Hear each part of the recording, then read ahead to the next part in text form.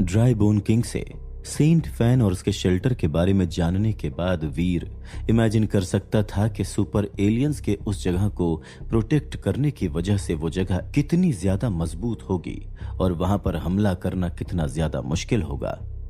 ये लड़ाई Saint fan के साथ प्लेन्स में हुई लड़ाई के मुकाबले कहीं ज्यादा मुश्किल होगी। लेकिन उस जगह को अटैक करने में मेन प्रॉब्लम उसके इनिशियल इंसर्शन पॉइंट को सिक्योर करना था। वीर सीधा शेल्टर में घुसकर उसे हासिल नहीं कर सकता था जैसे कि वो आज तक करता आया था, क्योंकि उस शेल्टर के चारों तरफ होली वाटर के लेक की खाई बनी हुई थी। उसे पार करने के लिए वीर को और कुछ नहीं तो कम से कम ऐसी प्रोटेक्शन की जरूरत पड़ेगी जो केवल वाटर फेरी ही प्रोवाइड कर सकती है। और अपने मन में इसी ख्याल के साथ वीर उसे अप्रोच करता है और उससे पूछता है कि उसके पास ब्लू डायनासोर को भी लाने की काबिलियत है या नहीं। मैं वो कर सकती हूं, लेकिन तुम में से कोई भी होली वाटर के अक्रॉस बैटल नहीं कर सकता है। अगर हमारे क्रॉस करते समय सेंट फैन हम पर अटैक करता है, तब मैं उसे रोकने के लिए कुछ भी नहीं कर पाऊंगी। वीर की रिक्वेस्ट का जवाब देते हुए वाटर फेरी कहती है, क्या कोई दूसरा तरीका है जिससे मैं अंदर जा सकता हूं? अपनी आईब्रोज सिकोड़ते हुए वीर पूछता है, तुम हमेशा ही उस लेक को ब्लो अप कर सकते हो जिसके बीचों बीच में वो शेल्टर मौजूद है। वाटर फेरी वीर को सजेस्ट करती है, लेक को ब्लो अप कर दूं? वीर 1 मिनट का पॉज लेता है और एक बार फिर से उसकी रिक्वेस्ट को रिफ्रेज करता है, ये देखने के लिए कि उसे वाटर फेरी की बात समझ में आई है या नहीं। तुम कहना क्या चाह रही हो कि हमें पानी को ड्रेन करना चाहिए या और कुछ नहीं तो कम से कम उसे ब्लो अप करके चले जाना चाहिए? वीर एक बार फिर से वाटर फेरी से पूछता है। बिल्कुल सही, होली वाटर एक प्यूरिफाइड सब्सटेंस है और वो एक्चुअल में पानी नहीं है। वो एक रॉ पावर कंडक्ट करती है। अगर हम उसे एनफ पावर फीड कराएंगे और नेचुरली वो जितनी पावर होल्ड करती है उसके पार जाएंगे तो हम उसे ब्लो अप कर सकते हैं। वाटर फेरी वीर से कहती है, मुझे ये आइडिया पसंद आया। चीजों को ब्लो अप करने का ट्रेंड कभी भी पुराना नहीं होता है। वीर वाटर फेरी के आइडिया में इंटरेस्टेड था और इसीलिए उस आइडिया को सुनने के बाद वो तुरंत ही अपनी आमीज को तैयार करता है और सेंट फैन शेल्टर की तरफ निकल जाता है। उस लेक ने शेल्टर को चारों तरफ से घेर कर रखा हुआ था और वो आगे जाकर एक चौड़े एमरल्ड जमीन से और भी ज्यादा घिरी हुई थी। रॉडमैन पृथ्वी ग्रह से बिलोंग करता था। वो इस सेंट फैन शेल्टर में तब से फंसा हुआ था जब से वो एक सरपासर बना था और ये बात 70 साल पहले की थी। उसे वहां पर अगर कुछ करना अलाउ था तो वो हर दिन फूलों को पानी देना था। शेल्टर के बीचों बीच होली बड़ी छतरी के जैसे फ्लावर्स मौजूद थे। इसके अलावा वो किसी शील्ड जनरेटर के जैसे भी थे क्योंकि उन्होंने होली वाटर को शेल्टर को पेनिट्रेट करने से रोक कर रखा हुआ था। वहां पर 200 ह्यूमंस मौजूद थे जो उसी कंडीशन में सफर कर रहे थे जिसमें रॉडमैन कर रहा था। कुछ तो वहां पर 200 साल से थे, जबकि काफी लोग वहां पर पिछले 100 सालों से थे। लेकिन चाहे उनके जो भी सर्कमस्टांसेस रहे हों, प्रैक्टिकली वो सब के सब एक ही थे। एक बार शेल्टर के अंदर आ जाने के बाद उनकी आजादी उनसे छीन ली जाती थी। रॉडमैन अक्सर खुद की ही जिंदगी को खत्म करना चाहता था, लेकिन वो इतनी हिम्मत नहीं जुटा पाया था जो उस काम को करने के लिए जरूरी थी। जब भी सेंट फैन एम्परर को ट्रांसफॉर्मेशन की जरूरत होती थी, शेल्टर के सभी ह्यूमंस, स्पिरिट्स और एलियंस सेंट फैन एम्परर का हिस्सा बनने के लिए भद्दे फ्लेशी मांस में बदल जाते थे। अपने इस तरह की किस्मत से बचने के लिए बहुत से एल्डर लोग सुसाइड तक कमिट करने के बारे में सोचते थे, लेकिन वो लोग जानते थे कि अगर वो ऐसा करने की कोशिश भी करेंगे तो सेंट फैन उन्हें वापस से जिंदा कर देगा और उन्हें मौत से भी बदतर सजा बर्दाश्त करने के लिए मजबूर कर देगा। ये सब कुछ देखने के बाद रॉडमैन पहले से भी ज्यादा बेबस हो गया था और इसीलिए उसने अपनी इसी टॉर्चर को अपनी किस्मत बना लिया था। सेंट फैन शेल्टर में रहने वाले ह्यूमन रेजिडेंट्स के लिए उम्मीद वैसे भी अब किसी एंशिएंट कॉन्सेप्ट के जैसी हो गई थी जिससे वो एक जमाने में फेमिलियर हुआ करते थे, वो अब उनके लिए दूर का रिश्तेदार बन गई थी, जो अब उनसे कभी भी मिलने के लिए नहीं आता था। उस दिन भी हर दिन की तरह रॉडमैन फूलों के लिए पानी लेने गया हुआ था। वो पानी अपने आप में ही जेल की दीवारों के जैसा था और रॉडमैन इस समय बस इन सब से आजादी चाहता था। लेकिन फिर अचानक से ही रॉडमैन को एक ऐसी परछाई की मौजूदगी नजर आती है जो आज से पहले उसने कभी भी नहीं देखी थी। उसे देखते ही रॉडमैन ये बता सकता था कि वो एक ह्यूमन है और वो भी एक यंग आदमी। रॉडमैन ये इसलिए बता सकता था क्योंकि ये यंग लड़का वो बैटल सूट पहने हुए था जो पृथ्वी ग्रह को बिलोंग करता था।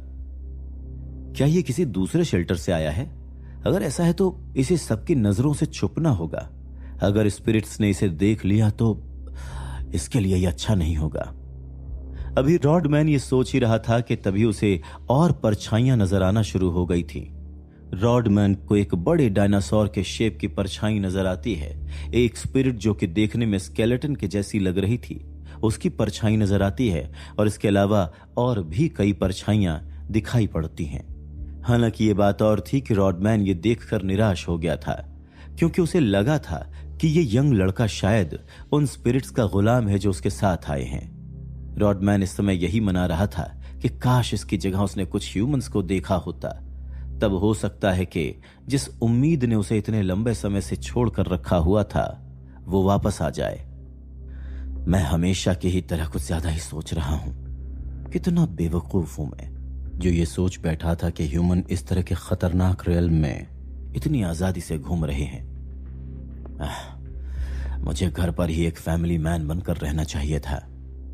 अपनी इस इमेजिनेशन पर रॉडमैन ऑलमोस्ट हंसते हुए कहता है, लेकिन वो जानता था कि उसकी ये हंसी सालों के टॉर्चर और गुलामी की देन है। इतने सालों ने उसे पागल बना दिया था, या ऐसा उसे लगता था। लेकिन अभी वो उन परछाइयों को नजरअंदाज करके वहां से अपने रास्ते पर जा ही रहा था कि तभी अचानक से वो उस यंग आदमी को कुछ करते हुए देखता है। वो यंग आदमी उन स्पिरिट्स और एलियन से कुछ कहने के लिए पलटता है जो उसके साथ आए थे, और ऐसा नजर आ रहा था कि जैसे वो सभी स्पिरिट्स और एलियंस बहुत ही ध्यान से उसकी बात सुन रहे थे और उनसे जो भी करने के लिए कहा जा रहा था वो सब कर रहे थे। क्या ये कोई इल्यूजन है जो मुझे इन फंकी फ्लावर्स की वजह से हो रहा है? रॉडमैन को अपनी आंखों पर भरोसा नहीं हो रहा था और वो तुरंत ही अपनी आंखें मलता है ये देखने के लिए कि वो जो कुछ भी देख रहा है वो सब सच है और उसकी नजरों का कोई धोखा तो नहीं। ये क्या है? ये स्पिरिट्स और एलियंस एक ह्यूमन के द्वारा इश्यू की गई कमांड्स को क्यों सुन रहे हैं? मुझे वाकई में इन प्लांट्स के आसपास सतर्क रहना होगा। अभी पिछले हफ्ते तो इन फूलों ने मुझे रैशेस तक दे दिए थे। रॉडमैन के हिसाब से उसकी नजरें खराब हो गई थीं और इसीलिए उसे यह सब कुछ दिख रहा है। एक यंग आदमी का लेक के ऊपर खड़े होना बहुत ही ज्यादा अजीब था। हालांकि रॉडमैन इस बात के लिए श्योर नहीं था कि वो लोग क्या प्लान कर रहे हैं, लेकिन जो कुछ भी था रॉडमैन ने आज से पहले ऐसा कुछ भी होते हुए नहीं देखा था।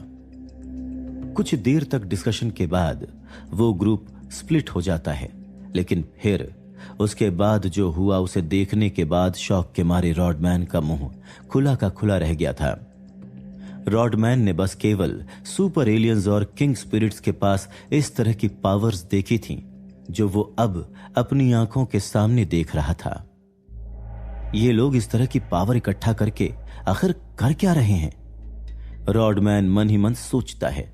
उसे यहां पर रहे हुए काफी साल हो गए थे और यह पहली बार था जब उसने किसी को इतनी करीब आते हुए देखा था। उसे सेंट फैन शेल्टर के करीब आकर मुश्किलें पैदा करना किसी बेवकूफ का काम नजर आ रहा था, लेकिन फिर भी रॉडमैन के माइंड में यह शक था कि अगर उन लोगों के पास ऐसा कोई प्लान नहीं होता तो वो लोग ऐसा कुछ करते ही नहीं। अगले ही पल पूरे के पूरे लेक में एक बड़ी सी लाइट निकलती है और यही वो पल था जब रॉडमैन ने कुछ नोटिस किया था और फिर बूम। उसके बाद रॉडमैन ने जो देखा था वो कुछ ऐसा था जिसे वो कभी भी भूल नहीं सकता था। लेक का पानी एक अजीब से रंग के साथ रंग गया था और फिर वो ब्लो अप हो गया। एक एक्सप्लोजन होता है और उसके साथ लेक का पूरा पानी भी चला जाता है। रॉडमैन को अब बाहर की दुनिया पूरी तरह से नजर आ रही थी।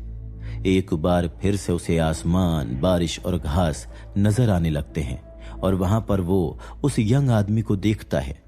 वो बस एक ऐसा ह्यूमन नहीं था जिसका केवल चेहरा खूबसूरत हो, बल्कि वो तो एक ऐसा ह्यूमन था जिसके पास खूबसूरत चेहरा होने के साथ साथ कॉन्फिडेंस भी था। वो एक यंग लड़का था जो खुश और केयर फ्री नजर आ रहा था और ना कि उदास और बेबस। जबकि सेंट फैन शेल्टर में दुख ही वहां पर मौजूद लोगों का प्राइमरी इमोशन बन गया था। ठीक है दोस्तों, अब समय आ गया है अपनी पावर्स का और भी बड़ा प्रदर्शन दिखाने का। रॉडमैन उस यंग लड़के का दावा सुनता है और देखता है कि कैसे उसकी बात सुनकर सभी ह्यूमंस और एलियंस तेजी से आगे बढ़ने लगते हैं। क्या ये एक्चुअल में इस यंग आदमी की बात मान रहे हैं? यह आदमी आखिर है कौन?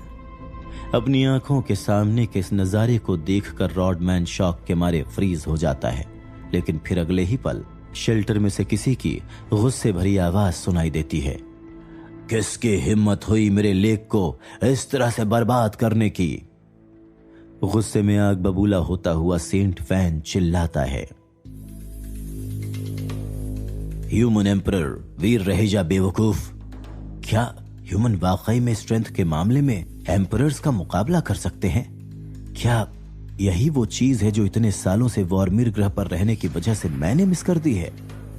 वीर की बात सुनने के बाद रॉडमैन मन ही मन सोचता है, लेकिन फिर इससे पहले कि वो कुछ और सोच पाता, अचानक से ही उसकी अपनी बॉडी पर सारा का सारा कंट्रोल खत्म हो जाता है और वो सेंट फैन की तरफ खींच कर जाने लगता है। और ऐसा बस रॉडमैन के साथ ही नहीं था, वहां पर रहने वाली हर एक लिविंग चीज गुस्से में आग बबूला होती हुई स्पिरिट की तरफ खींचती हुई चली जाती है, और फिर चाहे वो एलियंस हों या फिर प्लांट्स। क्या ये यंग लड़का सेंट फैन के लिए इतना बड़ा खतरा है कि वो सेंट फैन को सब कुछ अपनी तरफ खींचने पर मजबूर कर रहा है? रॉडमैन के मन में वैसे तो ये एक सवाल था, लेकिन उसे अपने सवाल पर पूरा पूरा भरोसा भी था, और उसका यही विश्वास इस मनहूस सर्कमस्टांस के होने के बावजूद, जो किसी भी पल उस पर गाज बनकर गिरने वाला है, उसे और भी ज्यादा खुशी पहुंचा रहा था। पलक झपकते ही रॉडमैन सेंट फैन की तरफ खींचकर उसका ही एक हिस्सा बन गया था और उसने अपनी बॉडी पर अपना पूरा का पूरा कंट्रोल खो दिया था। हालांकि अब ये बात और थी कि यह किस्मत वाली बात थी या नहीं, लेकिन उसका दिमाग अभी भी उसका अपना था, और यही वजह थी कि वहां पर जो कुछ भी होने वाला था, रॉडमैन उसे देखने के साथ साथ उस पर गौर भी कर सकता था।